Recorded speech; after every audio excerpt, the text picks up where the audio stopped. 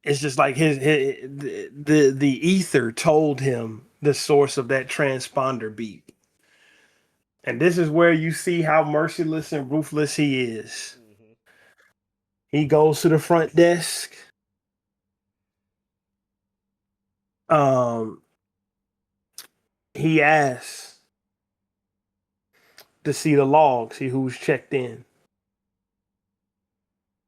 The clerk asks, "Are you a police officer?" No, I can't do that then. No. He asks, "Are you a cop?" No. He said, "I can't do that again. Do that then." Chigurh just flat out says, "Yes, you can." The book flashes forward to him walking into Moss's room where they had the original confrontation at. Mm-hmm. Um, excuse me. That room is still covered in police tape. He walked up to the room. The transponder signal is going. He walked to the room next door. There's no signal. He goes in to investigate the room and finds the transponder just laying in the room. And then he goes back to the hotel lobby because he already knows who's there. What does he do? He sits in the lobby. We can infer, and it'll later be confirmed, what the clerk is doing at this point in time. But he's in the lobby. Who's he waiting on, my boy? Well. Mm-hmm.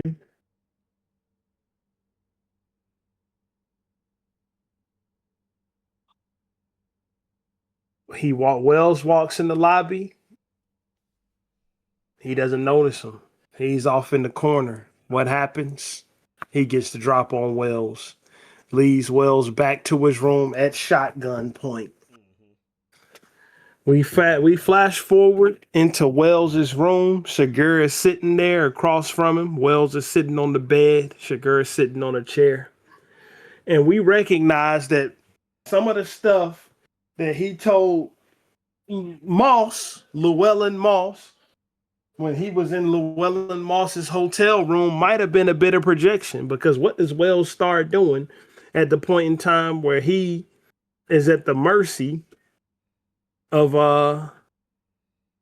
Chigurh? He starts trying to convince him. Mm-hmm. Go ahead. Yeah, I was just gonna say he started trying to bargain with him. Like he told him that he was just a day trader.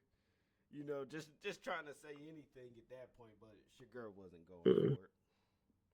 He said, "I'll give you 14,000. We can all just walk away. I'll go home." Mm-hmm. And this is where Chigurh, like, you start seeing where his mindset started to change. And this is a big reveal next that does not get revealed in the movie at no point in time. What happens next is Chigurh and Moss and Wells, excuse me, start to have a conversation. 1 second.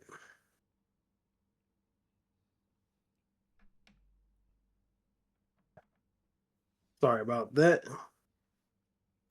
But Chigurh and Moss, Chigurh and Wells, they start to have a conversation. That conversation is about, excuse me,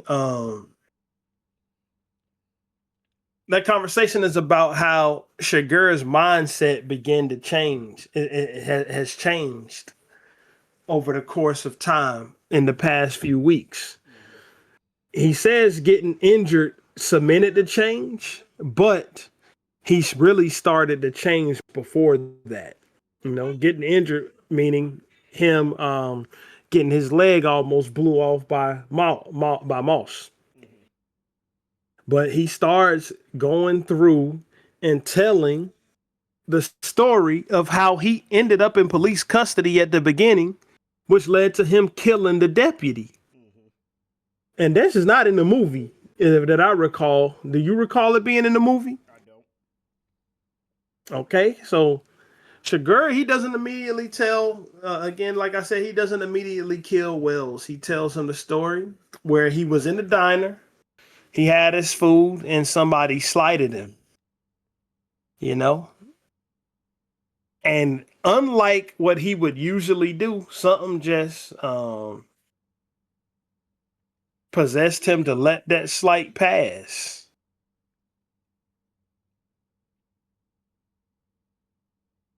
He let the slight pass, and he continued to, head out of the restaurant.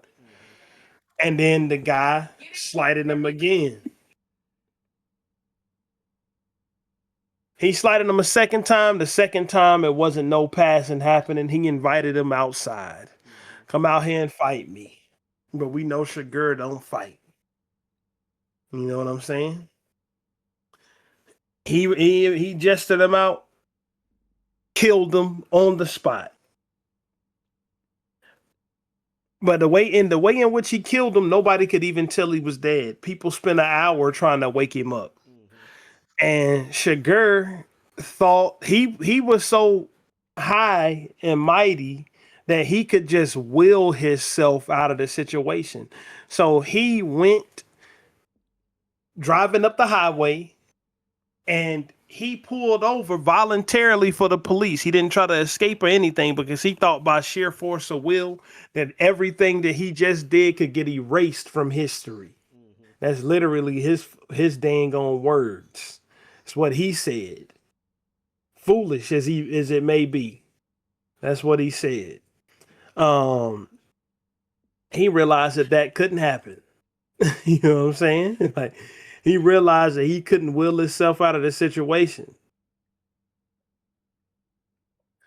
And that's what led to him being in custody and led to him strangling the deputy at the very beginning of the book and movie to death. Basically going to jail on purpose.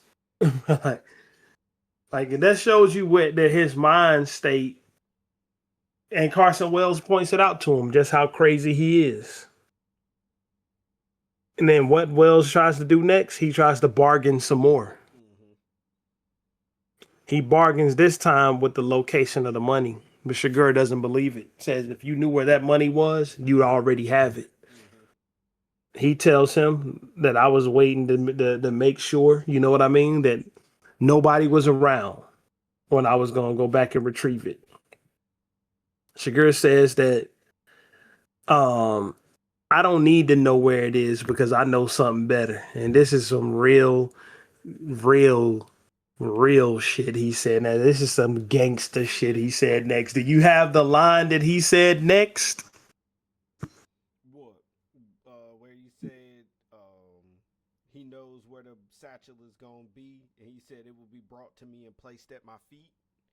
But he was like, yeah, that's gangster right there.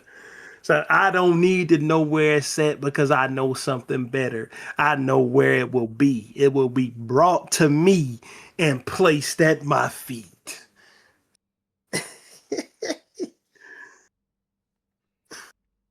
That sounds real, like back in the day, like Roman emperor shit. And bro, that's the exact thought I had, bro, when I read that. That's the exact thought I had. He sounded like he thought he was a king, bro. Not a hitman, not chasing down a sack of money because somebody hired him to do so. And we talked about how in the previous part, how it seems like that at this point in time, the mission that he was hired to do was not important to him, and he's on his own mission.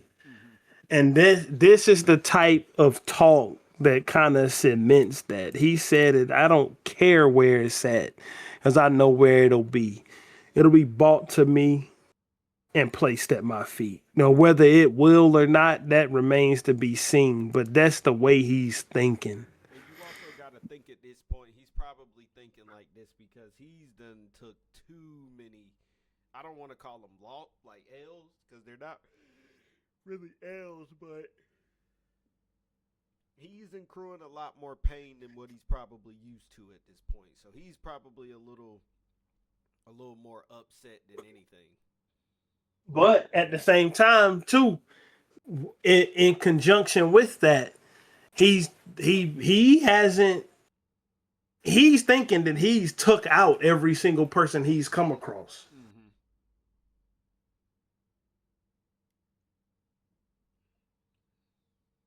Because he thinks Moss is dead. So he's thinking that he's taken every single person out. So he might feel like, you know what I'm saying, that it's in his twisted mind, like you said, he might feel like he's taken so much pain from this situation that it's only right that this will be hand delivered to him. And he might have a God complex at the same time. Mm-hmm. I could definitely see where the God complex would come from. I mean, when you're killing as many people and you're as comfortable as you are with taking lives, I'm pretty sure he definitely feels like God, if not a God. And it's also a play on like the how he's looked at as kind of invincible or immortal type shit because it appears very hard to kill him. And he just seems like he can just get the drop and outsmart every single person that he comes across. Mm-hmm. You know what I mean? So Wells, um, he then says some more gangster stuff to Wells, bro. He says more gangster stuff to Wells. So Wells is looking at Chigurh. Chigurh says, "You think that keeping your eyes on me is gonna put this off, don't you?" Mm-hmm. Uh-huh. And then Wells is fed up with it at this point. He says, "Just do it." Chigurh triples down on the gangsterism. He says, "They all say that, but they don't mean it, do they?" Mm-hmm. And he says, "You think your eyes won't close, but they will. You won't be able to look me in the eye while I kill you. You think your eyes won't close, but they will." Wells looked at him back. He tried to gangster. He tried to out gangster him. He said, "You looked at me, and he looked at him and said, 'Man, you think I'm scared to die?'" And Chigurh shut it right down. "Yes, I do. I think you scared to die." Mm-hmm. And what happened? He said, "I think you scared to die, but I know I'm not." That's what he told him. And what happens next? Just as quickly as he entered the story, he exits the story. Mm-hmm. Chigurh looks at him. Wells closes his eyes as he said he would and put his hand up to block the unblockable and was shot In the in face. the face, head completely blown off and part of his right hand. And we got a passage. He did close his eyes. He closed his eyes and turned his head. He raised one hand to fend off what could not be fended away. Chigurh shot him in the face. And this is where it get real crazy. What did he say next? He shot him in the face, and everything that he ever known, thought, or loved drained slowly down the wall behind him. Mm-hmm. Bruh, have you ever seen anything in a fucking book like that in your life? Nah, that's basically saying his brain matter was sliding down the wall. Like, that's what I'm saying. And I said that when you had walked away. I'm like, bro, Cormac really be writing, bro. Cormac be writing, bro. He be writing good. Cause I was reading that part and I'm like, damn, like And then he continued. to his And mother's face, his first face, communion, go ahead. he had known the faces of men as they died on their knees before him, the body of a dead child on the roadside ravine in another country. And it goes more into just how his body was laying. He lay half headless on the bed with his arms outflung, most of his right hand missing, and not to mention Chigurh he just stands up and picks up the empty casing off the ground. He blew the dust off of it and put it in his pocket and looked at his watch. Like it, death doesn't phase him. Death does not phase Chigurh. Hold on. You said the volume is low. Who can't you hear? That's probably me because I'm looking down and shit. But It says Sneak Wealth 1 is in the building. We appreciate it. Welcome. Well, let me get closer to the volume. Make sure this is all fixed. Go ahead. yeah, Let me listen to it and see if I can hear you real quick. 1 second. I mean, it just shows Chigurh was unfazed by death. Like death was nothing for him to do.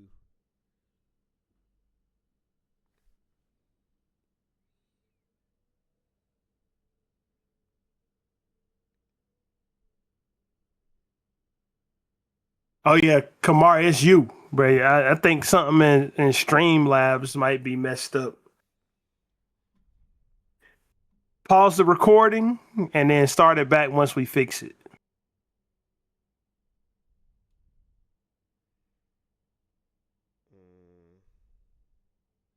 It's no pause. It's just a stop.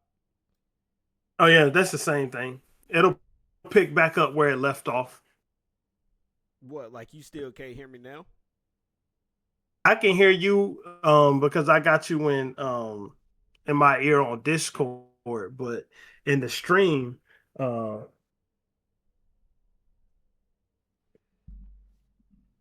in the stream is we can't hear you. Like you can't hear me in the stream at all.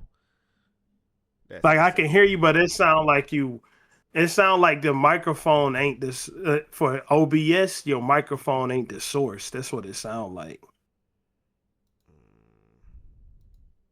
Oh no, thank you because we didn't know. So I'm glad you said something about it. Well, the mic Like is the source.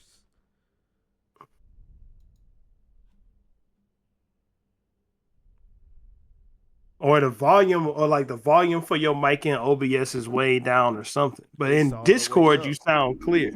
In Streamlabs, it's all the way up. Yeah, because you sound clear on the stream. The volume is just mad low. Mm-hmm.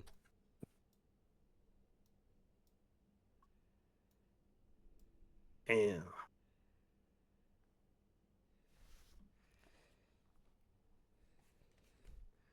bro, you know what?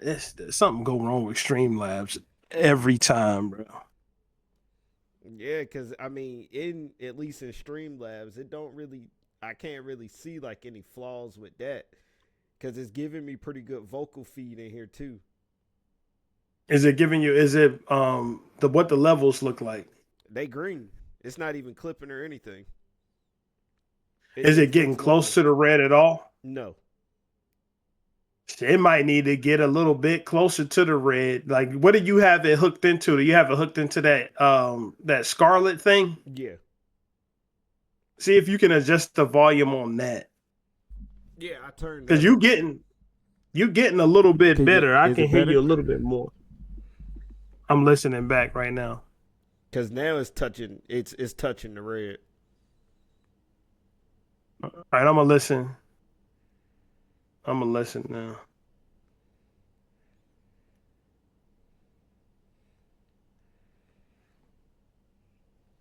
And I don't know how that would have happened because ain't none of the settings been changed.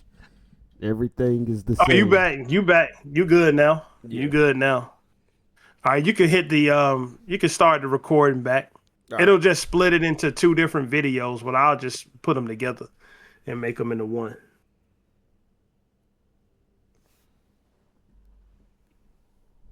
All right. All right. We back recording? Yeah. All right.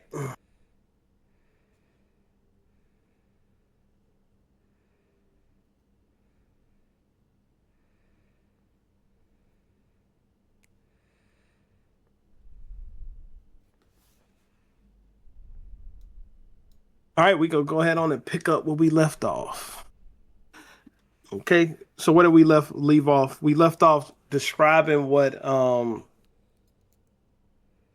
Chigurh, the state that he left Carson Wells in, which was damn near no state at all. You find out a little bit later that they had to identify him by fingerprints. Mm-hmm. You find out they had to identify the man by his fingerprints. They couldn't even identify him because he didn't have a face. No face.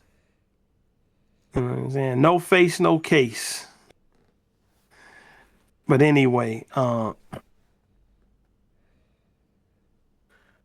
Chigurh goes out and searches Wells's car.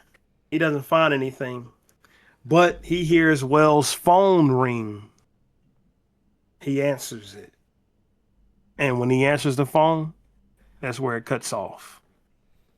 You know what I mean? Mm-hmm. We go back to Moss. He's still in recovery. He's walking the halls of the hospital. Why I keep calling it a hotel?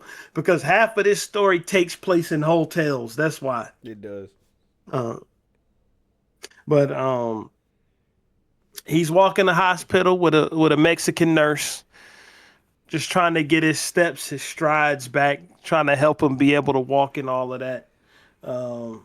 She's encouraging him, trying to, give him a pep talk because he's filled with bullets right now. He got a few exit wounds. I don't know if some bullets are still in him, but he's been shot quite a few times. He finally decides to call Carla Jean. Her mom picks up. She doesn't want anything to do with his ass. He has to implore her not to hang the phone up. She's always hated him. Like Carla Jean told us in the beginning of the book that her mom / grandmother, that's what it really is, hates him. And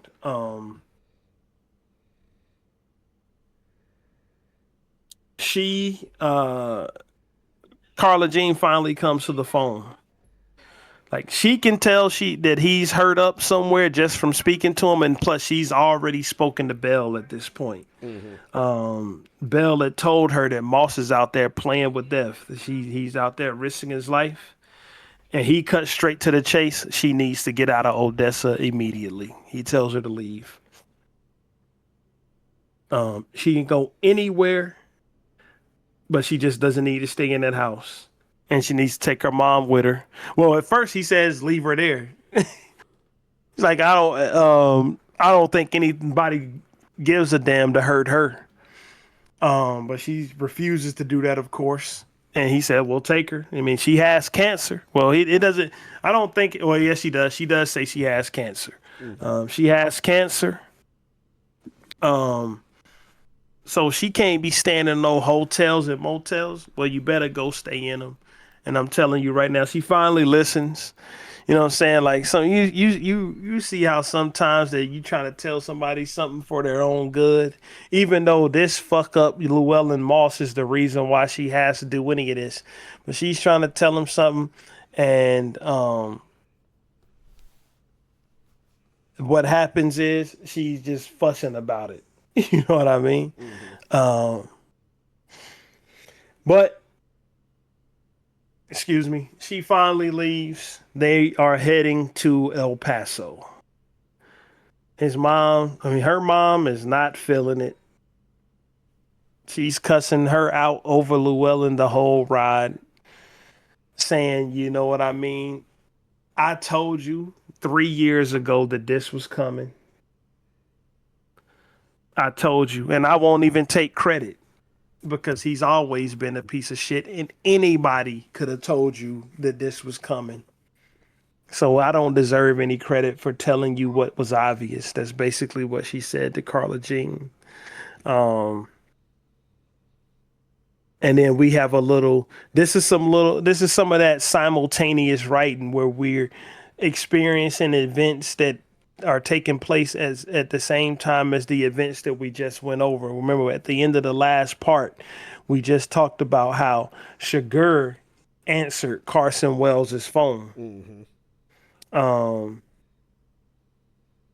And at this point in the book is when I realized that Moss had learned nothing. The bullet holes the being hunted down, none of that had changed his mind about anything. If anything, it might have made him even worse. Yeah. So what does he say? He's talking to Carla Jean. She says she doesn't want any of this money. She just wants their life back. And then he tells her, Llewellyn tells her that we will get our life back. No, no, you won't. And then she said, it's a false god, Llewellyn. She's not talking about God. She's referring to money. He said, but it's real money. And I was like, damn, I'm thinking, he might have.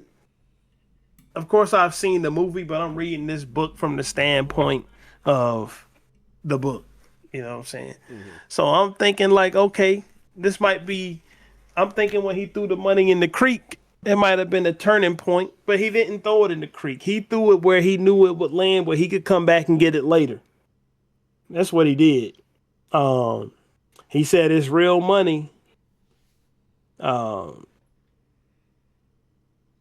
And of course, I was wrong. He still hasn't learned any lessons. Moss decides to finally call Wells, as Wells told him when he brought him the flowers that he would.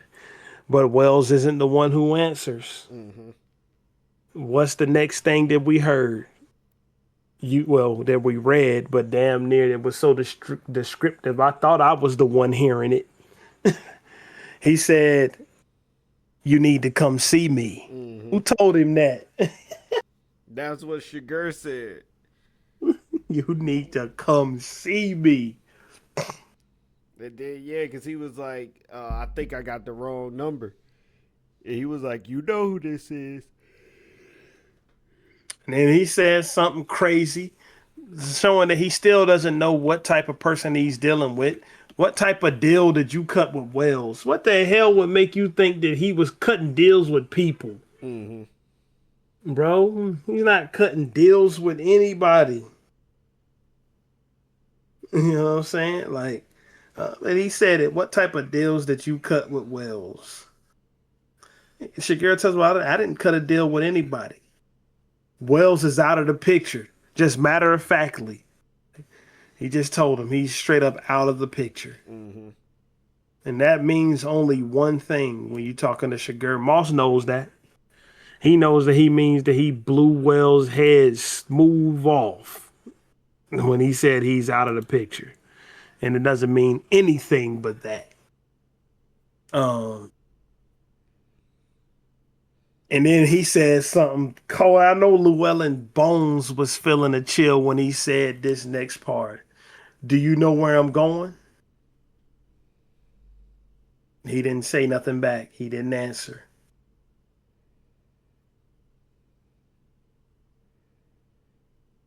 And Chigurh knows where Moss is at. He told him, I know you're at a hospital, and I forgot the name of the town because I didn't note it, but that's not where I'm going. You still have a chance to turn it around. Bring the money, and she walks. But if you don't, she's accountable the same as you are. And what did he say to him next? Bro, he told him he can't even make him a promise because it's already too far for him. I thought that was crazy too because it's like, let alone is he telling, like, he's telling you he's gonna kill you. Like it's not even a question anymore. He said, I can't promise you that you will live because you won't. Let me grab the book because writing these page numbers down, that was the best decision I made, man. Like page number 184. You know what I'm saying? So like I said, uh he had a chill went through his bones when he asked him, do you know where I'm going? Because it says it right here.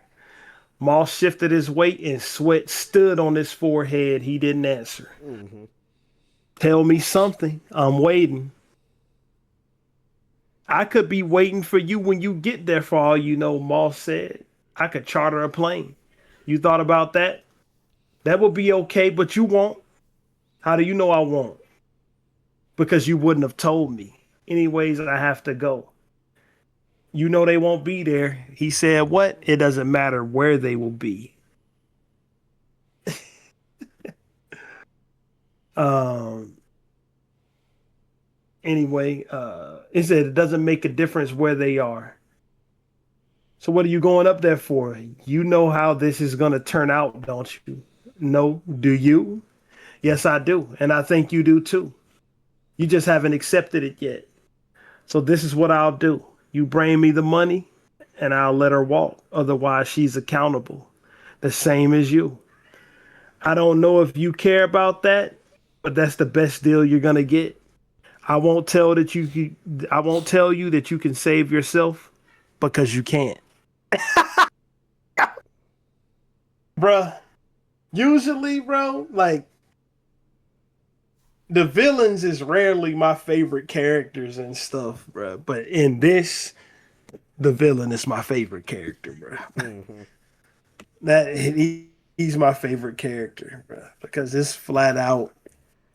It's matter of fact. Like he doesn't even care, bro. He doesn't care about Moss, bro. He cares about the principle that Moss had the audacity to even fuck with him like that. Mm-hmm.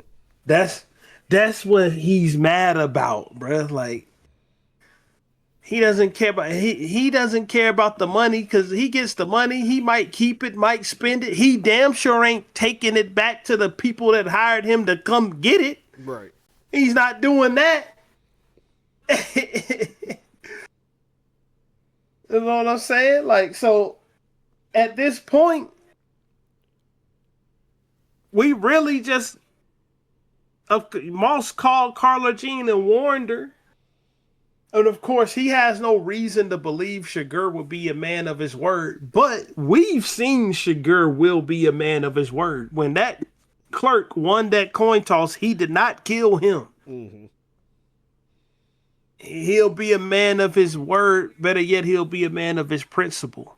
So, like, that's something that we know as the reader. But the fourth wall, you know what I'm saying? We on the other side of the fourth wall. So Moss doesn't know that. For all Moss knows, he brings him the money, he blows his head off, and then he keeps it moving. But the one thing that Moss also knows is that he is for sure gonna hunt down his wife if he doesn't bring him the money. So you got a chance of him not going after your wife, or 100% chance that he will go after your wife. And we saw the option that Llewellyn chose. Right? Like, seeing $2.4 million, we learned about him that we learned that shifted him into loving money more than he loved anything else in his life. Mm-hmm. He might not have loved money that much when he was making $500 a week welding shit together, but when he saw 2.4 million, that 2.4 million became priority number one in his life, and not anything else, not his wife. Nothing else mattered more than that money did, bruh. Not his life, not her life, not anybody's life. It was almost like Llewellyn got everything he ever wanted and he wasn't willing to let it go. And that was more than, his family, more than his wife, more than anything. That money was literally everything to him. And it showed. It showed especially in these next couple pages. Go ahead. So after he gets off the call, he ends up leaving the hospital. All he had on was like the hospital gown and like an overcoat. And he had took 2 pills with him. That he took one then, and he was saving the other one for a later time. I don't even know if he got to use them. Um, but he ends up calling. He ends up getting a cab, and he gives the cab driver $500, but he rips the $500 in half and gives him um, five of the rip bills and was like, "All right, I'll give you the rest when we get to where we going." Um, so him um and the driver, they start to talk a little bit, and then they get to the part where they get to like the border. And this Right. is what I thought was crazy about that border part. So he's talking with the guy, and they get him all pulled out of the car. They get him in the back room, and he literally got off because he was a veteran.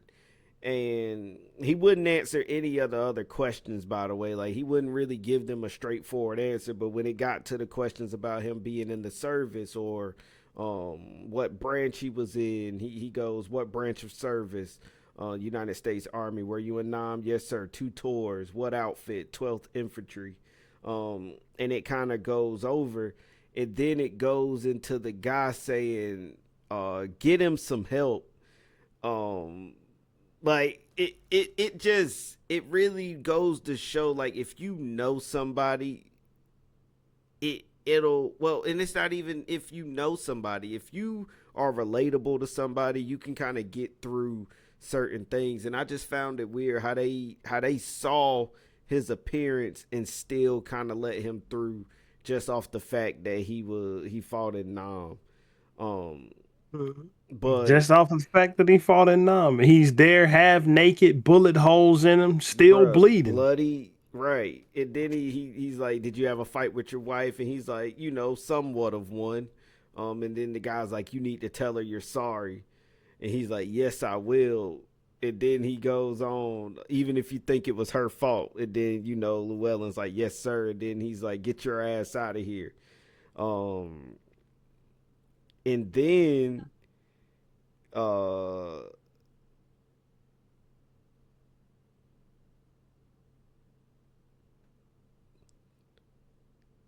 so, and then it goes on to where he gets to the clothing store, right? And this is another part where I feel like the money started to really, I ain't gonna say like screw his head up, but I feel like the money just kind of changed who he was, because he goes from, the bloody gown and the overcoat, and he's getting this guy to open up the store before the store even opens, and he's like going through all of these different types of clothes, asking about, Tony Lama, Justin, No Kona, the different types of boots, the different types of hats. um He bought that Stetson hat, which is expensive as shit, bro. Like right, right, those things cost a lot of money in real life, like 500-600. You can find one for. right. And I really think he, and I also thought about, he kind of knew his fate at this point. So it was kind of like he was going to do the last things that he wanted to do with this money. Like, it kind of started to get to that point, because he went and bought all of these new clothes, like the crazy new clothes, and even down to the point where it in the text it says that he slept naked with his new clothes um hung up on the clothes hangers in the hotel that he was in. So it was just, reading that, I kind of was just trying to figure out, like, what was his mindset when he was in there buying these clothes, and trying to be normal. Because, like, when you got that call that, you can't escape fate, how can you still maneuver normally? That's what I was wondering.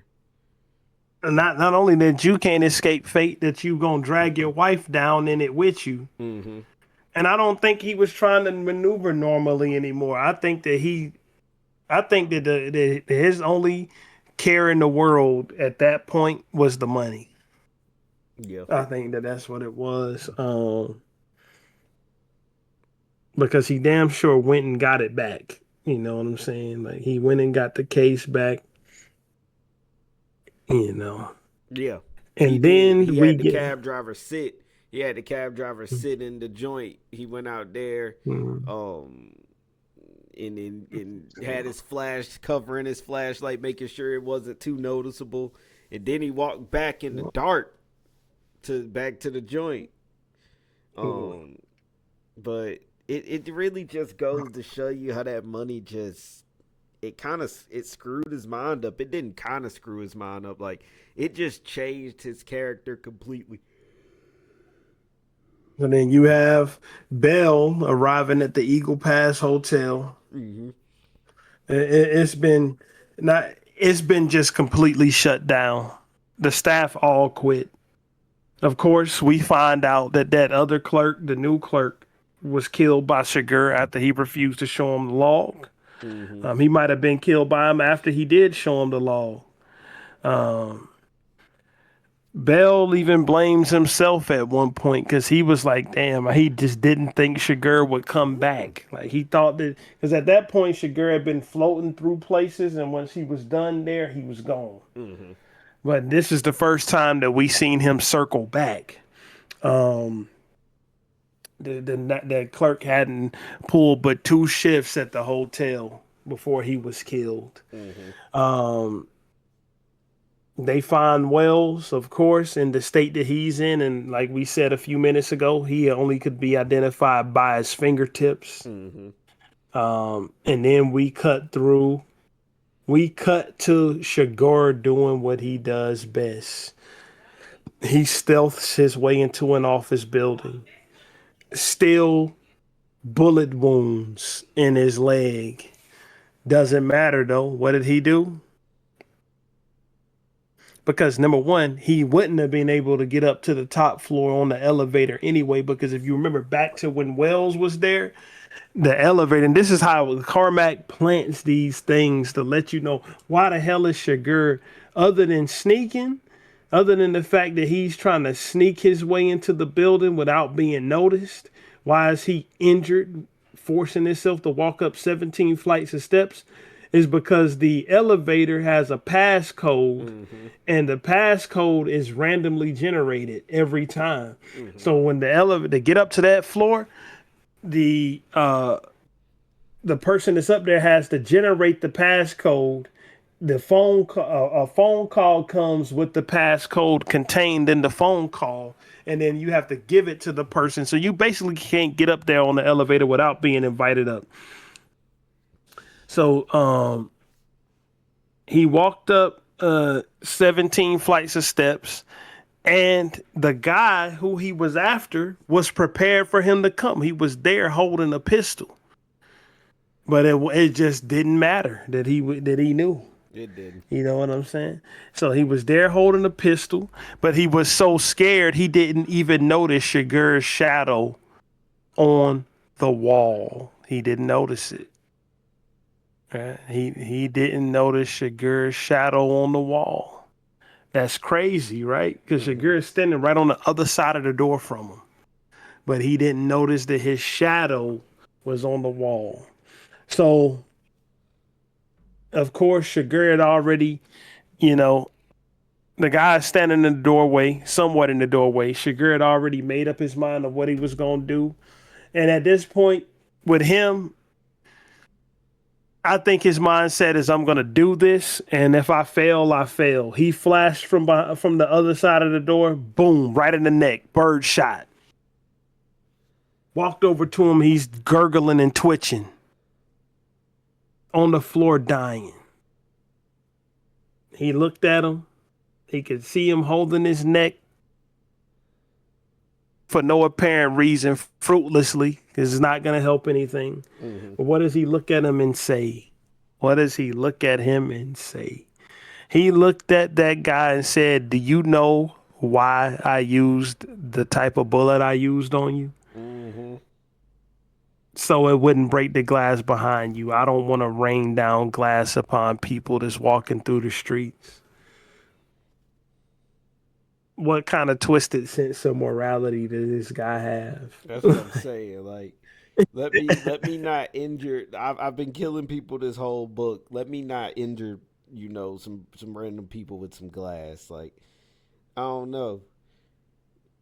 It did not to mention while the guy's gurgling on blood, he's walking over like, I'm the man you sent Carson Wells to kill. Like, he's sitting Hmm. up here talking to him as if he's gonna talk back. Like,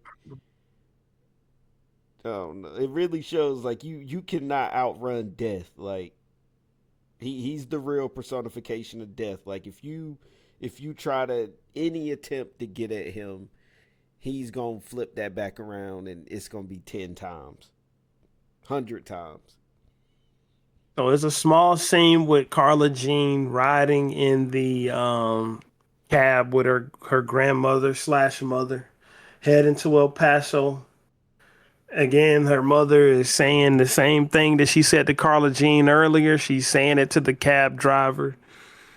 I saw it coming 3 years ago. She's still pissed. She hates Moss. But at this point, Chigurh, where does he arrive? He arrives at the house in Odessa. Mm-hmm. And Chigurh is a peculiar man because this is some peculiar stuff that he does next. Goes into the house. He gets into houses how he gets into them. He goes into the house. Well, he waits across the street for hours just to see if any activity happens. Finally, he enters the house, walking carefully, listening in every direction, shotgun in hand. No trace of anybody. Goes upstairs. Well, now before he goes upstairs, he goes into the kitchen and starts drinking orange soda. Mm-hmm. And Opens up the can just to see if anybody would react to the noise. Go that's what I ahead. was gonna say. He and it was all like a tactic, bro. Like, it's everything is calculated with him. He did that just to see like what the reaction would be.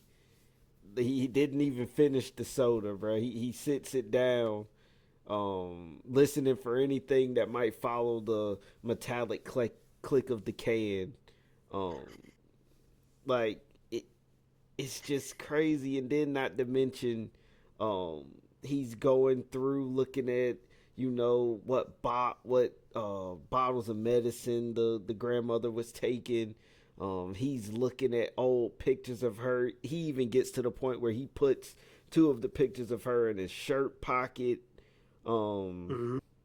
A picture and of her and a picture of a guy who he thinks could even be her dad. right, And it's probably Moss. Like, right. And then, he gets there. um and then he gets up, and then he's like, hold on. He's like laying on his back watching the ceiling fan, and after a while, and this even goes to show still how like in tune he was, even though I'm pretty sure he was drifting away to sleep. He goes and puts the chair from the desk and tilted it to push the door so nobody could get in the door while he sleep. And he mm-hmm. pulls off his boots, stretched out, and go to sleep.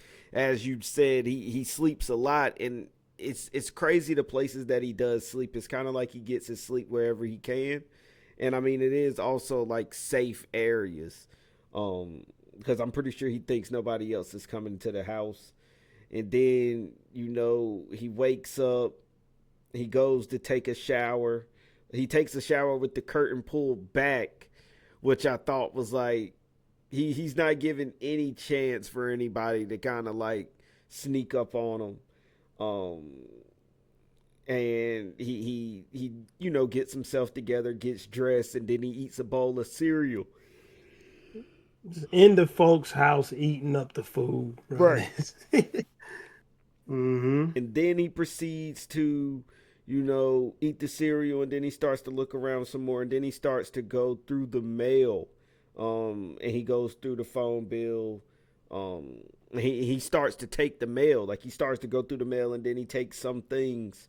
Um, and he really went through all of their mail. So, The phone bill with the call to the Terrell County Sheriff's Department. mm-hmm. So that clued him in. Like, Just that little nuance clued him in that's somebody, that's another thing that he needs to watch out for, which will come into play in a later chapter. Like another thing he needs to watch out for is a Terrell County police cruiser. Mm-hmm. You know what I'm saying? Like, um, and then he finds more mail, goes through it. He takes the phone bill with him. Moss, we flash, we cut away from Chigurh and back to Moss. He's been staying at a hotel. He washes up and dresses his wounds, and he calls a cab. Mm-hmm. You know what I'm saying? This is the point where he goes and retrieves the money. We've already kind of went over this before, but he ripped the $500 in half. Yeah. Uh, excuse me. He the cab driver is already, wary of him, but he goes and retrieves the money. Tells him to take him to San Antonio. Cab driver is wary of him, but not wary enough not to make that $1,000. Mm-hmm. And so, and this again, like this is just another, it's a tale as old as time. Like it's even in the Bible, money is the root of all evil. Mm-hmm. So this isn't anything new. This is just another story of money corrupting somebody. You know what I mean? So he tells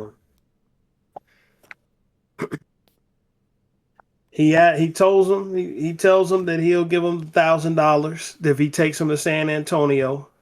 But excuse me. He says, "What if the cops pull us over?" That's what the driver says, and then he says that they won't. And he is having the same God complex that Chigurh had. Like if you tie it back, what did we talk about when Chigurh had went and let himself get caught after killing that man at the diner because he thought he could will his way out of, you know what I'm saying, the situation, and he couldn't will his way out of it. He got out of it because he killed the deputy. Mm-hmm. So Moss, what does he say? There's too much shit still down the road I got to deal with. It ain't going to end here. Right. Like you got any control over that at this point.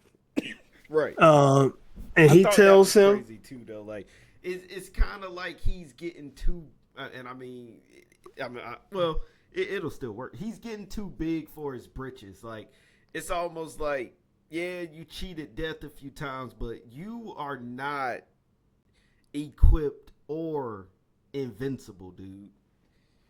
Mm-hmm. He said it's not gonna end here. Trust me. And then the cab driver trying to impart some wisdom on him. And I got a passage pulled up. We're gonna go to page number 209. Says it's not gonna end here. Trust me. 1 second.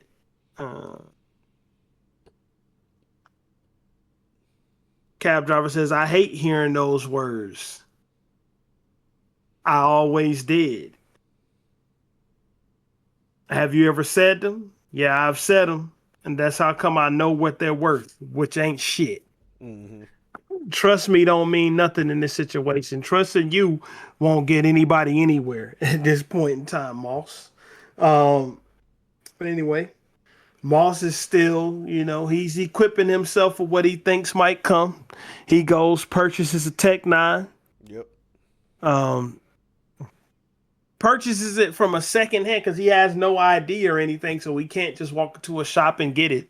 Purchases it second hand. Tech 9 is a notoriously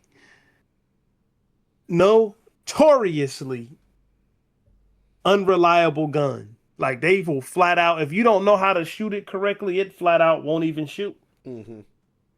That's how Tech 9s work. But he goes out. He asks the guy, "How do you know it? Have you ever shot it?" "I haven't." "How do you know it'll shoot?" I look back at him. "How do you know it won't?"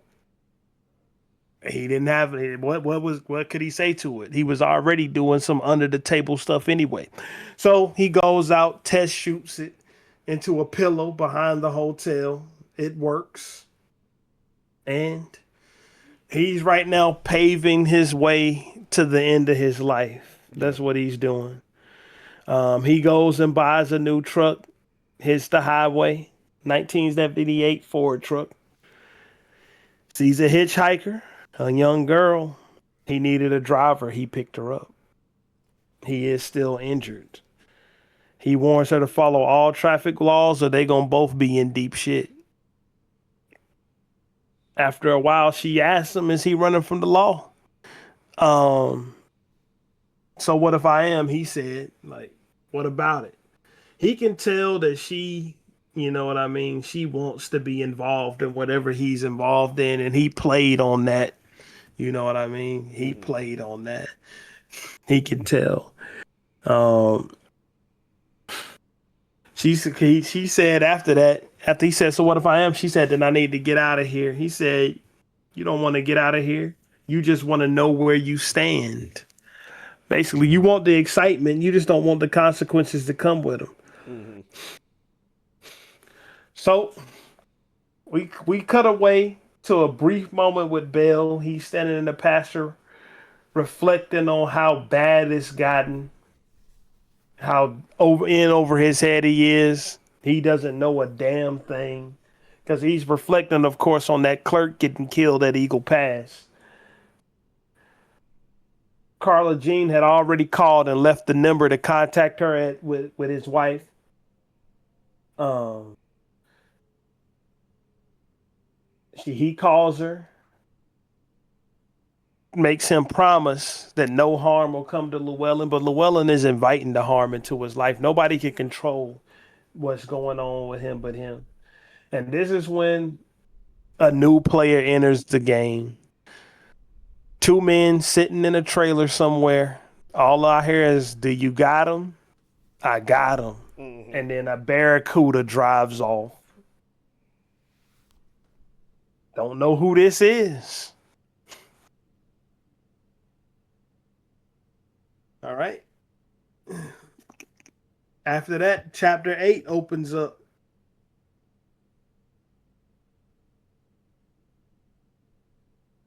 It opens up, and I don't really talk of much.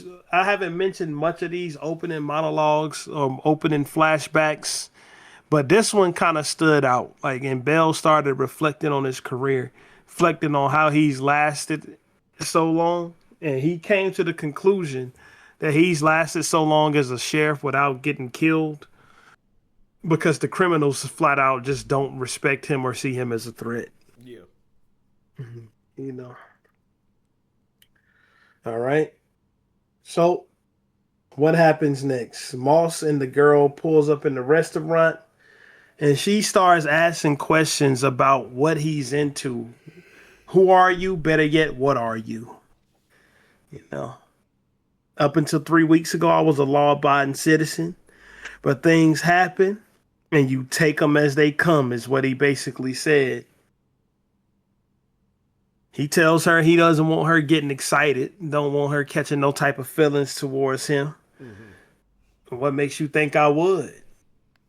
Because bad girls, they like bad guys. What's in the case? If I told you I had to kill you, some James Bond sounding shit. Right. Then he tells her, you want all the excitement that comes with being with somebody like me. You just don't want the consequences. His exact words is, she asked him, why is he carrying a machine gun? In case I get into it, in case somebody started to shooting, would you rather be legal or ready? Mm-hmm. She says, I'd rather not be at around no shootout. He says, yeah, you do want to be around a shootout. You just don't want to get shot. That's what he told her. What happens next? You can go ahead and take it from there. Then they ordered their food, a cheeseburger and a chocolate milk, and a hot beef sandwich with mashed potatoes and gravy. And then she gets into asking him, has he ever killed anybody? And he asks her, and she's like, I ain't never killed nobody. And he's like, I don't know that. Um, and they're overall just kind of like talking. And He did. He gave her $1,000. yeah, so he's asking her where she's going. Um, and he's like, I reckon you're on your way to California. And he asked her, do you got some money? And she's like, why you asking me, do I got money? Um, and then he reaches in his pocket and counts off $1,000 and gives it to her. And he's like, all right, now you got some money. Um, and then she goes and starts to ask him, like, like what you gonna do if I stole your truck? And he's like, oh, I would have caught a cab and came and beat you.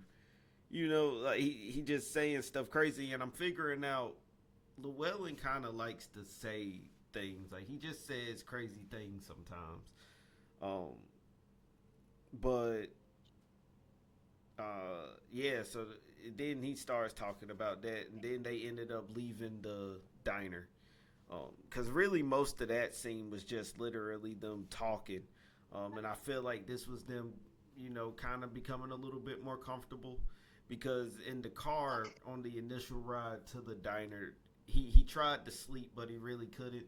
So I'm imagining they didn't really talk as much outside of the initial, telling her not to speed too much. So this was like their first really um, conversation piece. So they start to drive again, and then they get You hungry know, again. when you start to realize, I ain't mean to cut you off, Mm. at this point, at that first conversation they had at the restaurant, that Moss, he's starting to, I think he's starting to come to terms with what he knows is about to happen. Yeah. He's starting to come to terms with what he knows is about to happen, because he starts to come back down to earth a little bit. She asked him when he gave her the $1,000, what do I have to do for this? Like, he was like, you don't have to do anything for it. Like, just take it. Um, they, excuse me. He offered it to her, no strings attached. And like you said, that they pulled up into the other restaurant. They ordered the steaks. Mm. He was joking around with her, saying he was gonna order that diesel fried chicken for her, with that he just said that she didn't want any parts of. But he didn't. They ordered the steaks. Um, he asked her, does anybody know where you are? She said, you know where I am. He said, I don't know where you are because I don't even know who you are. Um, she says, I don't know who you are either. Says, well, let's keep it that way and nobody will be out of anything. Basically saying that it's better off for you not to even know me. At this point in time, if he was fully out of the weeds, that if his mind was fully out of the corruption, he would have just let her go. He would have just let her walk at that point. Because it seems like he was starting to think rationally, but he still wasn't fully there. You know what I mean? Mm-hmm. At that point, he should have just let her go. But um, he didn't. They stayed together, and he tells her, they start talking about the nobody knowing where you are, and she says she kind of likes the idea that doesn't nobody that nobody knows where she is. And then he tells her it's a luxury for you, but being unknown is a necessity for me. She says, because somebody is after you. Maybe she's going to California to start over. That's what she tells him. He looks at her, and this is when you really know he's reflecting. He says that there's no starting over. You think that you can just go somewhere where nobody knows who you are, that erase your past. Every step that you ever took still counts. Go ahead.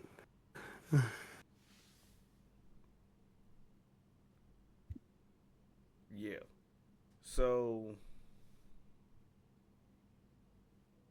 mm, Well, then, um, I forgot about this part, but she asked him a question, and this right here is when you kind of know that Moss is over, that he's about to, that you kind of know that Moss is at the end.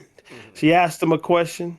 Do you regret becoming an outlaw, or are you sorry you became an outlaw? He said, I'm sorry I didn't become one sooner. Yeah, Like, I remember that well, part. he started reflecting, and then the reflection went out the window.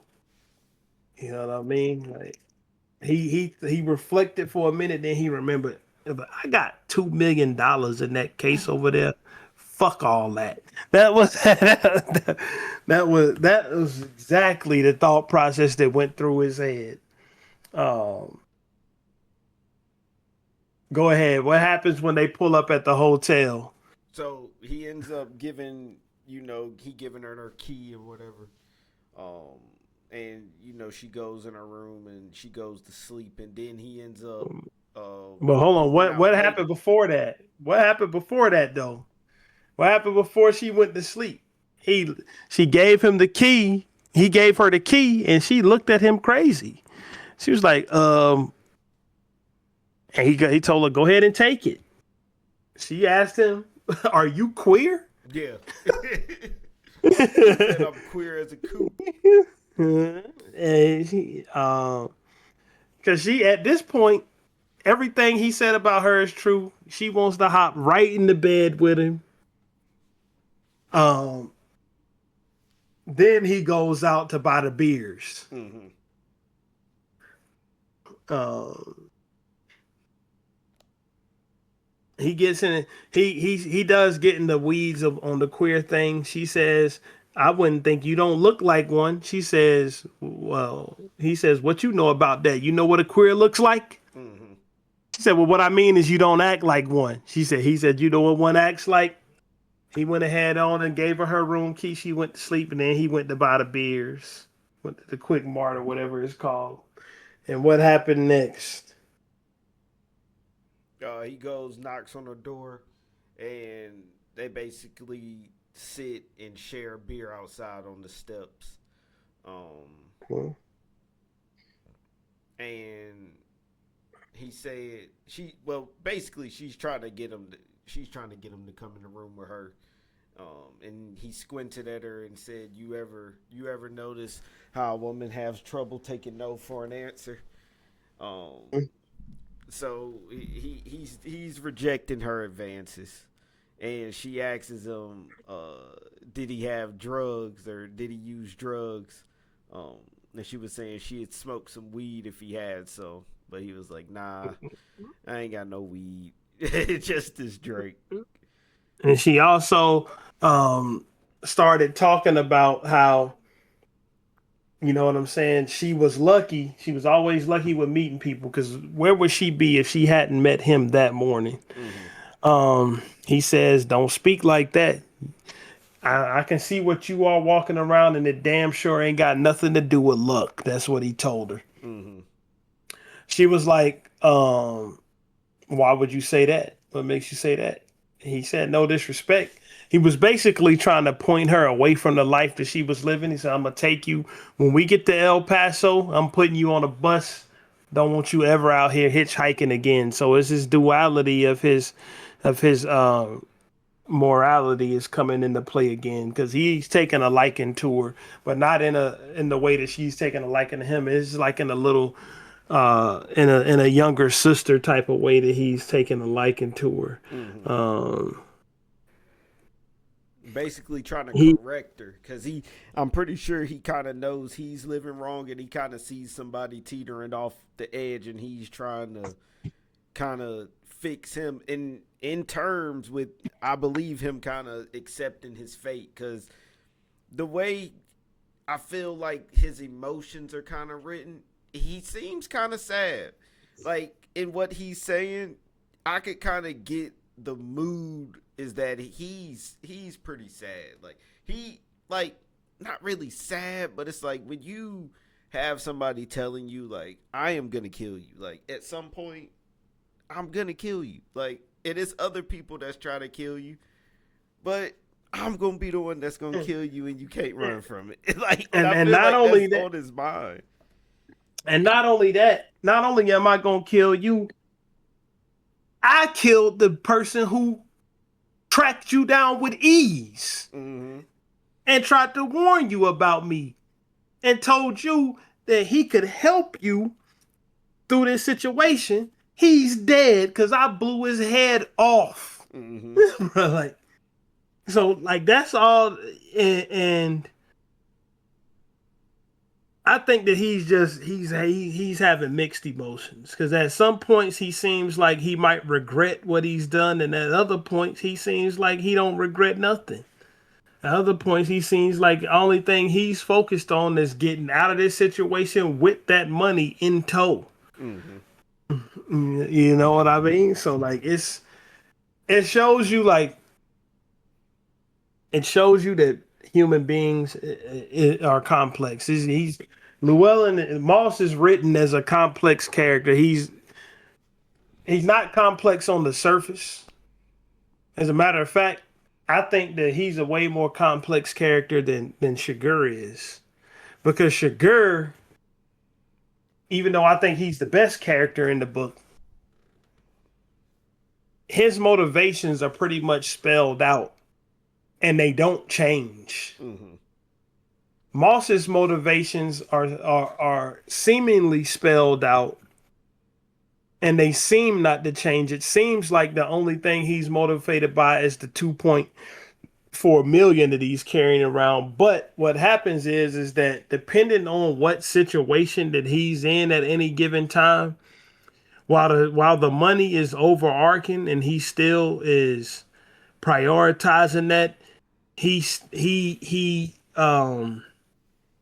changes up his attitude towards the situation.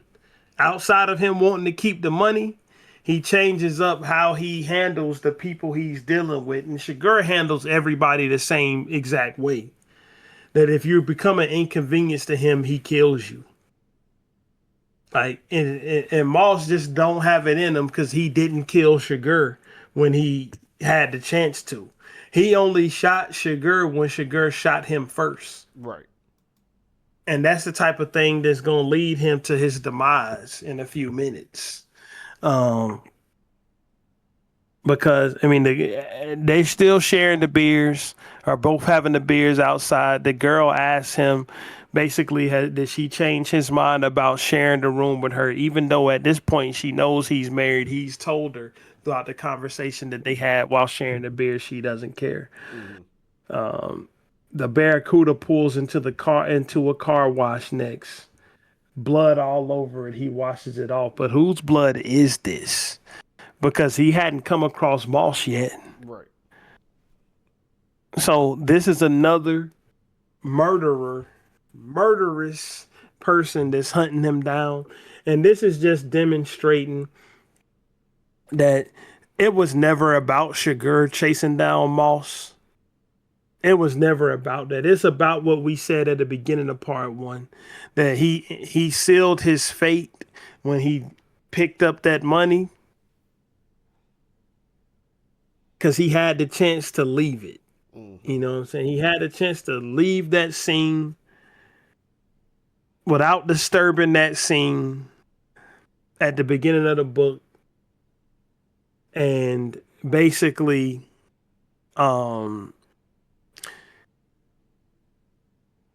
not have and wash his hands of it. And he didn't even have to, you know what I'm saying, leave all the money. He could have went in the case and took some out.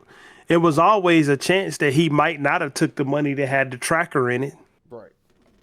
And hey, this is 1980. It's not like his cameras everywhere.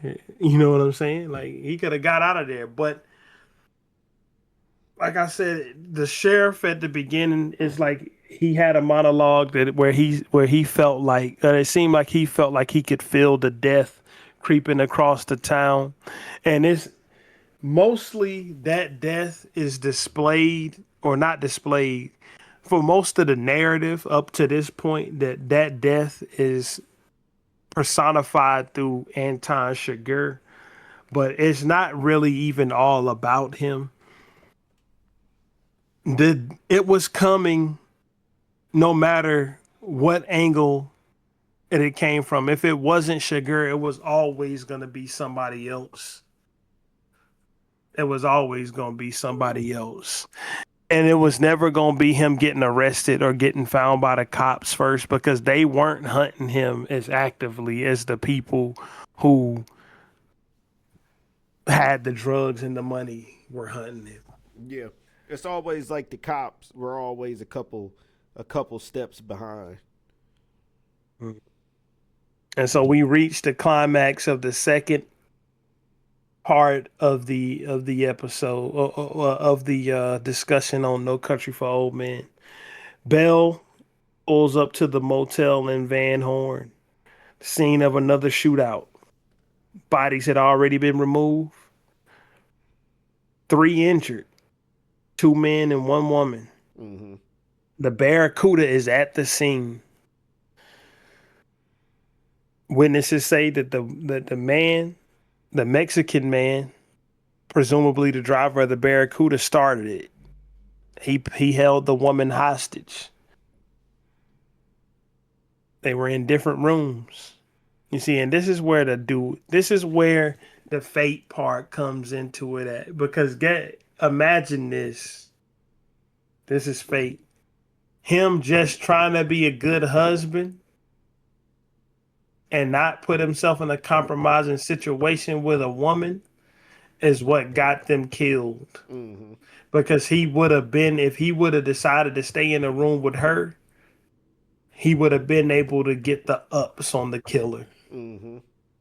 Because the reason why that he's dead and she's dead is because he stayed in his room, she stayed in hers. The Barracuda driver barged into her room, took her hostage, which made him put his gun down. He put the gun down as to try to not get her killed, and she got killed anyway. And then he got shot. He falls down the stairs, gets his gun back, and shoots the assailant. So they're all injured. They investigate the scene. At this point where the scene is being investigated and the witnesses are giving accounts, we don't know who this is about yet. So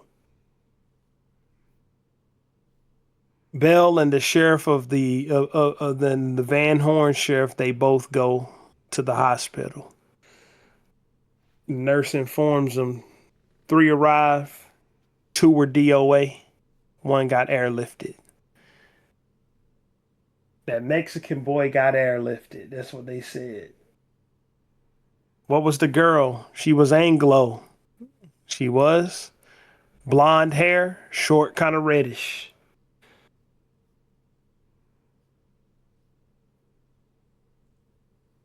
Bell steps into the morgue. He's led down there by the nurse, him and the other sheriff. What do they proceed to do next? They go in there and they see that that's Moss.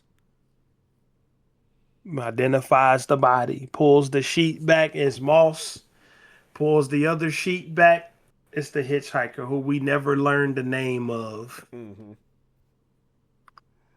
I don't know. Then Moss might not even knew her name. I don't think he did. But just suppose you look at that in the context that just earlier that same day,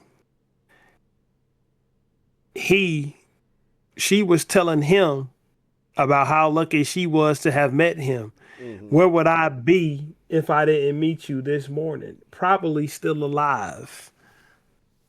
That's where you would probably be. Probably still living.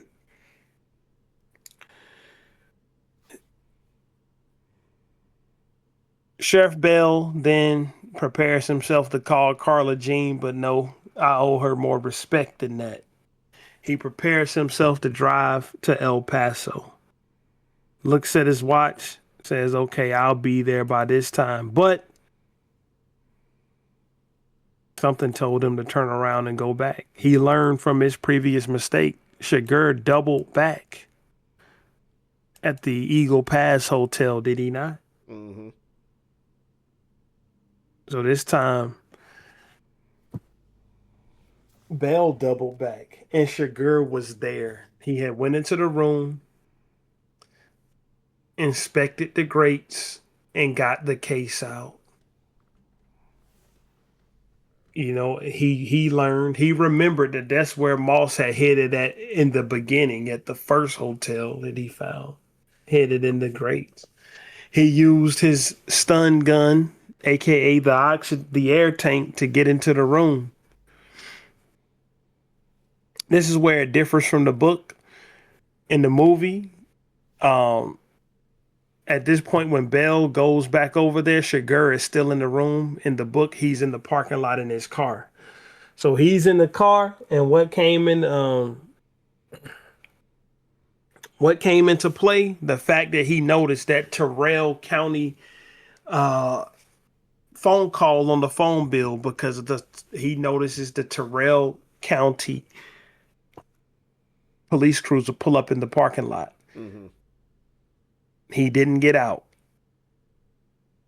He put his gun on his lap, sat there patiently. He didn't pull out. I mean, he didn't leave. He put his gun on his lap, sat in the car. Bell pulls in, enters 117. He finds the cylinder shot out of the door, and he immediately knows. What's Bell do next? Yeah, didn't he call the two other people to come? He called for backup. He didn't do that yet. He readied his pistol. He checked the cylinders. He did ready his pistol. Sat on the bed and thought about things. He tried to talk himself into thinking that Chigurh is not even there. Maybe he's not out there. He quickly snapped himself back into reality. You damn well know he is. He's out there. He gets up, creeps out of the hotel room, inspecting every car while he walks back to his cruiser. He gets into his cruiser, and then what does he do next? He drove out, pulled to the shoulder, and then he called for the two other backup people. Mm-hmm. And then he pulled up and he kept his eyes on the motel, trying to see if Chigurh was gonna leave because he was gonna run him off the road. He had a rock solid plan. He just waited too long to execute it. Mm-hmm. He didn't. Hold on one second. He just waited too long to execute it. Chigurh was already gone, and he said to the other officers, "Sorry for bringing y'all out here this late, but I think we've been out generaled." That's what he said. Mm-hmm. And after they realized that Chigurh was gone, he drove up to El Paso to deliver the news. He drove up to El Paso, got him a hotel room, slept, went to eat his breakfast after he woke up, talked to somebody about have they seen the newspaper. He was reading it. Nothing about the hitchhiker or Llewellyn in there yet. Woman says she don't read the newspaper. Don't let her husband read it, because too much death in it. When the last time you read something about Jesus Christ in the newspaper? Mm-hmm. That's what she said. He goes to deliver the news to Carla Jean. You know, that same thing that excuse me, same thing that everybody has to tell him. I'm sorry, man. Sorry ain't gonna bring Llewellyn back though. Nothing he can say to console her. She said, "You say sorry one more damn time, by God, I'll get my gun, shoot you myself." That's what she tells him. Mm-hmm. And that's where we ended for today. Part 2 wrapped up.